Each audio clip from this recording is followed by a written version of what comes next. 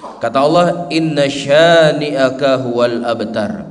Sesungguhnya wahai Muhammad, siapa saja yang mencela dirimu, dia akan sengsara, dia akan celaka, dia tidak akan pernah sukses. Siapa saja yang mereka ingin menghina Rasulullah sallallahu alaihi wasallam, pasti dia akan terhinakan oleh Allah Subhanahu wa taala.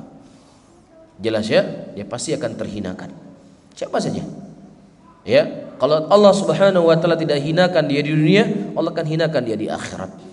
Dan berapa banyak orang-orang kita mendengar dia mencela Rasulullah sallallahu alaihi wasallam, subhanallah matinya dalam keadaan tragis.